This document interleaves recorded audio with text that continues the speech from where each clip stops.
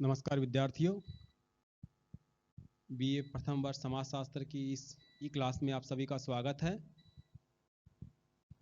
Paper second Bharatiya Samaj, Bharat में समाज, इसमें हम लोग क्षेत्रीय परिदृश्य है। इसके प्रमुख प्रणेता एम एन श्रीनिवास, जिनका जीवन काल 1916 से 1999 है। उनकी जो महत्वपूर्ण अवधारणाएं हैं, जो उनकी योगदान है, उनके बारे में चर्चा कर चुके हैं। पिछली कक्षाओं में हमने संस्कृतिकरण के बारे में पढ़ा। इस कक्षा में हम लोग पश्चिमीकरण, प्रभु जाति और लौकिकीकरण के बारे में आधारभूत जानकारी प्राप्त करेंगे। तो बात आती है पश्चिमीकरण की। तो एम एन श्रीनिवास की जो द्वितीय महत्वपूर्ण अवधारणा है वो पश्चिमीकरण है। तो एम एन श्रीनिवास कहते हैं कि हमारे भारत देश में जो 150 या लगभग 200 वर्षों का जो अंग्रेजी शासनकाल रहा, उसने भारतीय समाज, भारतीय संस्कृति, भारतीय सामाजिक संरचना को व्यापक रूप से प्रभावित किया है। तो ये जो प्रभाव है ये पश्चिमी शासन के अनुरूप हुए और उन पश्चिमी शासकों की तरह से हमने हमारे जीवन शैली, आचार विचार और संस्थाओं को बदला है। तो ये प्रभाव क्या कहलाता है? पश्चिमीकरण कहलाता है। तो एम एन श्रीनिवास कहते हैं कि पश्चिमीकरण से श्रीनिवास का तात्पर्य भारतीय समाज के ऐसे परिवर्तनों से है जो भारतीय समाज में अंग्रेजों के आगमन के बाद घटित हुए हैं। दोबारा हम लोग एक बार उसको फिर इसकी परिभाषा को देखेंगे।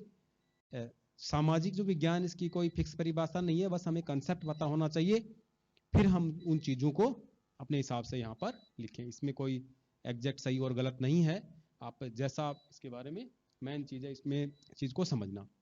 तो श्रीनिवास कहते हैं कि जो अंग्रेजों के प्रभाव के कारण, जो 150 वर्षों के अंग्रेजी शासनकाल के प्रभाव के कारण हमने क्या किया, भारतीय लोगों ने क्या किया, अपने आचार विचार, संस्थाओं, नियमों को अंग्रेजों के अनुरूप बदला। तो उस जो परिवर्तन को उन्होंने क्या नाम दिया, क्योंकि यहाँ से ग्रेट ब्रिटेन जो देश है, इंग्लैंड जो अंग्रेजों का जो देश है, वो हमारे यहाँ से पश्चिम दिशा में है, तो इसलिए उसको पश्चिमीकरण नाम दिया।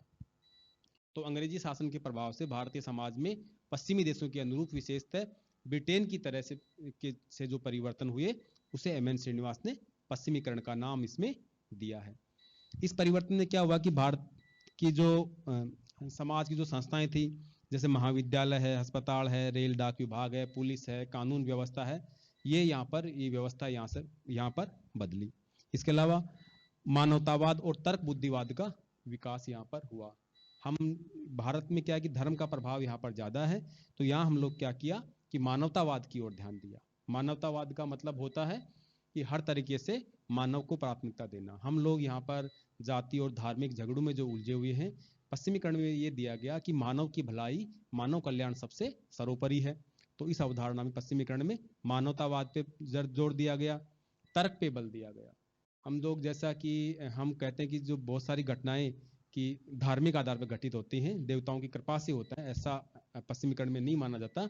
इनमें माना जाता है कि हर घटना के पीछे कोई ना कोई कारण होता है, कोई ना कोई तर्क होता है। तो इन्होंने मानवतावाद और तर्कवाद पर जोर दिया। दूसरी, समानता के सिद्धांत पर अंग्रेजों ने क्या इसमें पश्चिमीकरण की अवधारणा में जोर इसमें दिया गया। पश्चिमीकरण के स्तर भी क्या है कि अलग अलग हैं। कुछ लोग जो अंग्रेजों के प्रत्यक्ष संपर्क में थे, वहां पर पश्चिमीकरण का प्रभाव ज्यादा रहा। जो लोग संपर्क वालों के संपर्क में या द्वितीय संबंधी थे, उनके पास में थोड़ा कम रहा।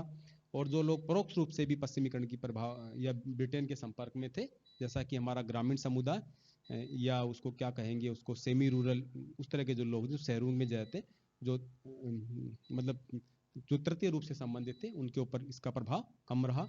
तो इसका पश्चिमीकरण का जो प्रभाव है, इसका जो स्तर है अलग अलग रहा। जो सीधे संपर्क में थे उनके ऊपर ज्यादा रहा, और जो सीधे संपर्क में नहीं थे उनके ऊपर अपेक्षाकृत पश्चिमीकरण का प्रभाव ये काफी कम रहा। अब बात आती है कि पश्चिमीकरण के जो स्तर हैं, इसमें कहां कहां परिवर्तन हुआ। तो पश्चिमीकरण की प्रक्रिया के द्वारा सामाजिक जीवन और संस्थाओं में परिवर्तन हुआ। वो पश्चिमी देशों, विशेषतः ब्रिटेन की ओर हमारे यहाँ पर जो संस्थाएं, जैसे पुलिस विभाग है, गृह विभाग है और न्याय विभाग है, इस तरह से यहाँ पर बने। दूसरी, जाति व्यवस्था के जो मानक है वो कुछ यहाँ पर शिथिल यहाँ पर इसमें हुए। और व्यक्ति की जो योग्यता है वो उसकी मतलब उसकी परिस्थिति का निर्धारण उसकी योग्यता से किया जाने लगा। तीसरे में इसमें जो परिवर्तन आया, परिवार व्यवस्था पर आया। पश्चिम में एकल परिवारों का प्रचलन है और हमारे यहाँ पर संयुक्त परिवारों का प्रचलन है। तो पश्चिमीकरण के प्रभाव से एकल परिवार, संयुक्त परिवार एकल परिवारों की ओर बढ़ने लगे, या संयुक्त परिवारों के स्थान पर एकल परिवारों का प्रचलन हमारे यहाँ पर बढ़ने लगा। विवाह पर भी परिवर्तन हुआ। हमारे यहाँ पर विवाह को एक धार्मिक संस्कार उसमें माना जाता है और उसमें तलाक का कहीं कोई प्रावधान नहीं है, पुनर्विवाह का प्रावधान नहीं है। पश्चिमीकरण के प्रभाव से विवाह को कोई दैवीय घटना या धार्मिक उसमें कम उसका पुट कम हुआ और उसमें तलाक के प्रावधान भी किए गए, विवाह विच्छेद के प्रावधान इसमें किए गए और पुनर्विवाह के प्रावधान भी इसमें किए गए। पश्चिमीकरण के प्रभाव से स्त्रियों को समानता का दर्जा दिया जाने लगा या उनकी स्थिति धीरे धीरे सुधरने लगी या स्त्रियों की सुधारवादी दृष्टिकोण से विचार किया जाने लगा। तो यहाँ भी इसमें प्रभाव पड़ा। धार्मिक जीवन, व्यक्ति के जो जीवन है उसमें धर्म का प्रभाव कम होने लगा और तर्क का प्रभाव पश्चिमीकरण के प्रभाव से बढ़ने लगा। इसके अलावा शिक्षा पर प्रभाव, पहले हमारे जो ग्रंथों में थी वो धार्मिक शिक्षा दी जाती थी और पश्चिमीकरण के प्रभाव से विज्ञान की शिक्षा ज्यादा उसमें दी जाने लगी। आर्थिकी का प्रभाव, इसमें बाजार व्यवस्था का प्रभाव हमारे यहाँ पर बढ़ा। कलाओं पर प्रभाव हुआ, नृत्य और संगीत पर भी इसमें प्रभाव यहाँ पर पड़ा और ये इसमें परिवर्तन इस तरीके से हुआ। अब बात आती है कि साहब संस्कृतिकरण और पश्चिमीकरण में ये क्या है कि फर्क क्या क्या है। कई बार एग्जाम्स में ये पूछ लिया जाता है कि संस्कृतिकरण और पश्चिमी में फर्क क्या है। तो दोनों ही अवधारणाएं संस्कृतिकरण और पश्चिमीकरण एम.एन. श्रीनिवास ने दी है, फिर भी इनमें आधारभूत रूप से अंतर है। तो पहला अंतर क्या है कि संस्कृतिकरण तो एक जाति गतिशीलता की प्रक्रिया है और जो पश्चिमीकरण है वो पश्चिम के लोगों का अनुसरण है। तो संस्कृतिकरण में तो क्या होता है, स्थानीय जो प्रभु जाति है, स्थानीय जो प्रभावशाली लोग हैं उनका अनुसरण किया जाता है और पश्चिमीकरण में जो ब्रिटेन के लोग हैं उनका अनुसरण इसमें करते हैं। तो इसको व्यवस्थित रूप से देखेंगे, धार्मिकता और धर्मनिरपेक्षता। तो जो संस्कृतिकरण की अवधारणा है उसमें धर्म का कहीं ना कहीं ज्यादा पुट इसमें रहता है।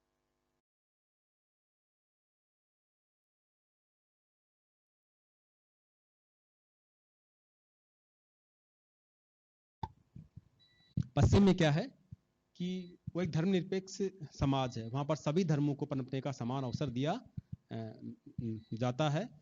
तो पश्चिमीकरण में धर्मनिरपेक्षता उस चीज का धर्म से कोई ज्यादा ताल्लुक नहीं है, उसमें पश्चिम की जीवन शैली को अपनाने की कोशिश की जाती है। पुरातन और नवीन, संस्कृतिकरण की जो जो प्रक्रिया है वो एक पुरातन प्रक्रिया है, वो लंबे समय से चली जा रही है और जो पश्चिमीकरण की प्रक्रिया एक नवीन प्रक्रिया है जो अंग्रेजों के भारत आगमन के बाद ही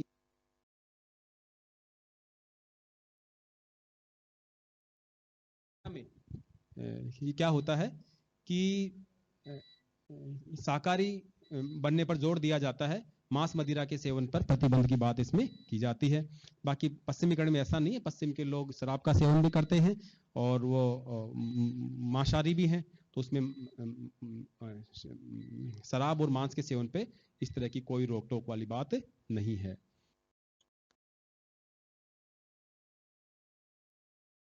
संस्कृतिकरण की प्रक्रिया है वो तो जातीय गतिशीलता की प्रक्रिया है और ये जो पश्चिमीकरण है ये एक वर्गीय गतिशीलता की प्रक्रिया है। इसमें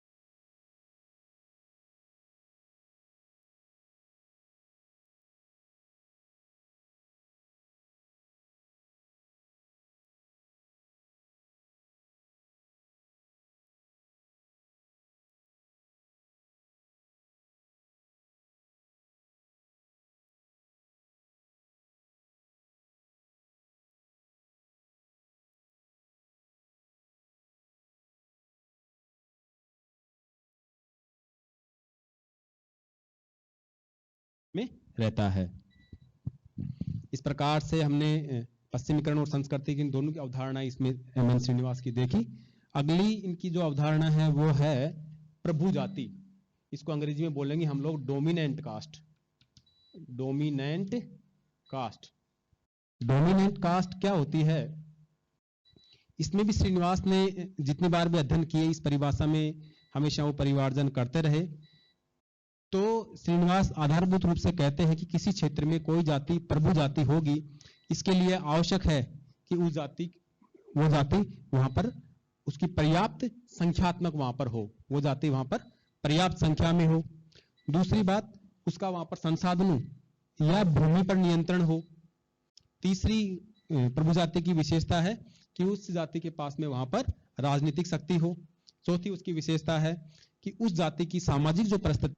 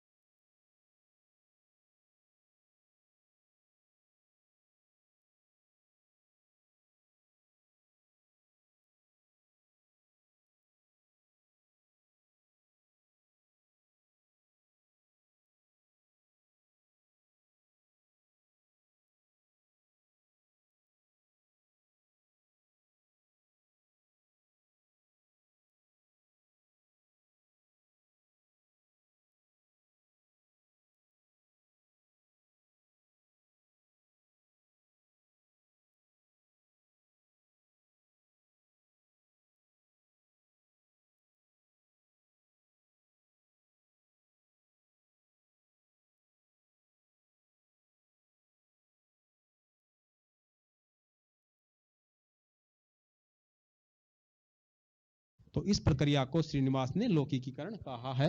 आवाज डिस्टर्ब हो गई थी, एक बार बीच में दोबारा बोलता हूं कि लौकिकीकरण की प्रक्रिया से श्रीनिवास का तात्पर्य ऐसी प्रक्रिया से है जिसमें व्यक्ति के जीवन में धार्मिक विचारों या धर्म का प्रभाव तो कम होता जाता है और उसके स्थान पर तर्क और विज्ञान का प्रभाव बढ़ता चला जाता है। तो इस प्रक्रिया को श्रीनिवास ने लौकिकीकरण की प्रक्रिया का नाम दिया है। तो इस प्रकार से आज की क्लास में हमने जो श्रीनिवास की जो अवधारणाएं थी, पश्चिमीकरण तो पहले ही कर लिया था, लौकिकीकरण, प्रभु जाति और पश्चिमीकरण की अवधारणाओं पर विचार किया। शेष आगे की कक्षाओं में। धन्यवाद।